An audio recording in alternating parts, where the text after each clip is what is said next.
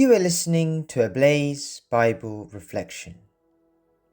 Today's passage is Matthew 26, verses 1 to 35, read by Ivan. Poured out for you and for many. Matthew 26, verses 1 to 35, sets the stage for our understanding of the true meaning of the Passion of the Lord. In these verses, Jesus does not hide what is coming. He reveals his love by giving his body and his blood. He pours out his blood for you personally and for all believers. He loves by giving himself. He loves by holding nothing back.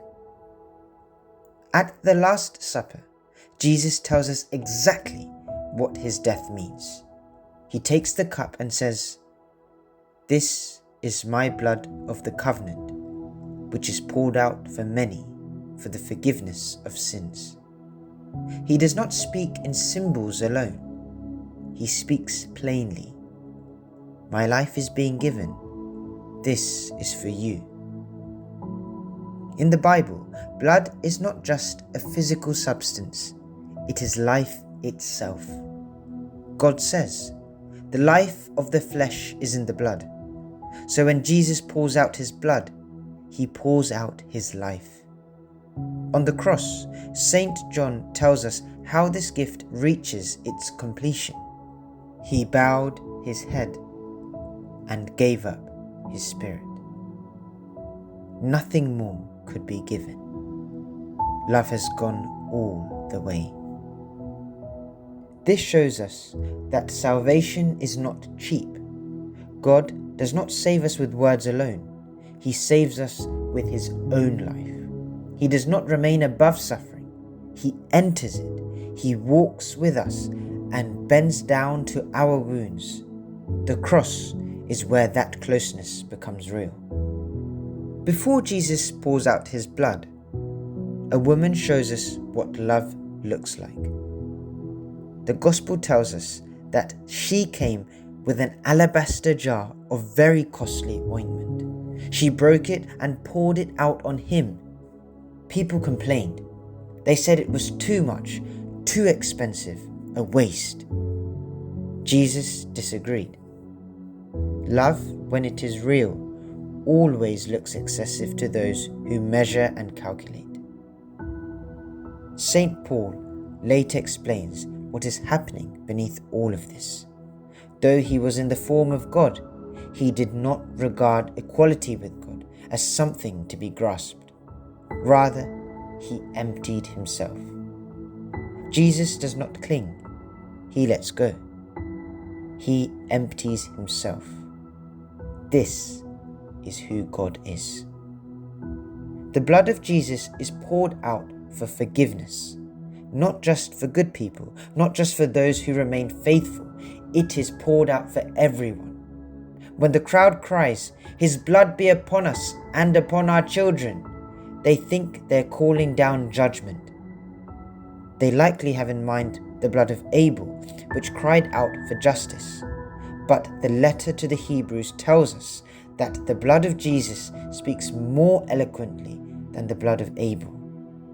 It does not cry for vengeance. It cries for mercy.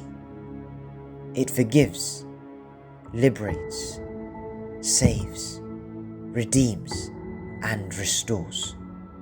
Without knowing it, they were asking not for a curse, but for a blessing. This blood could have healed Judas, but Judas could not forgive himself. Mercy was offered, but it was refused.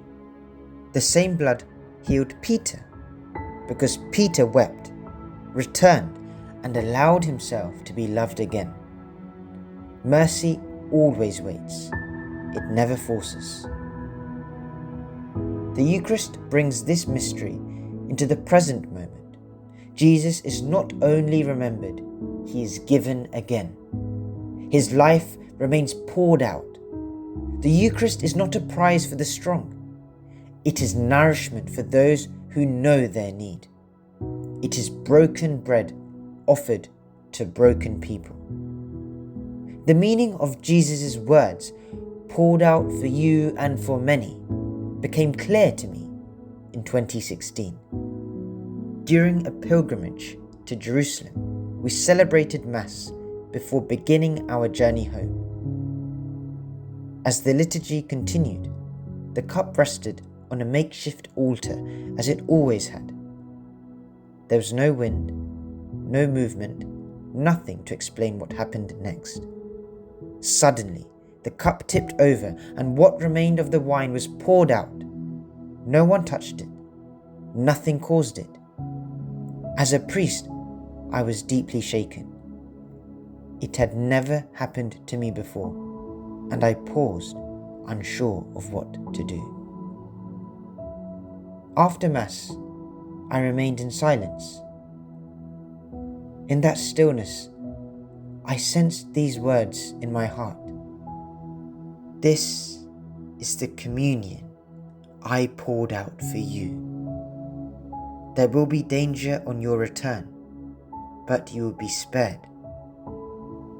At the time, I did not understand what they meant. Only later did those words take on meaning. During our flight home, the plane encountered severe trouble. It shook violently, alarms sounded, people cried out and prayed. Oxygen masks fell from the ceiling. The pilot announced that every effort had been exhausted and told us to prepare ourselves. Fear filled the cabin. Even one of the priests traveling with us suffered lasting effects from the shock of that moment.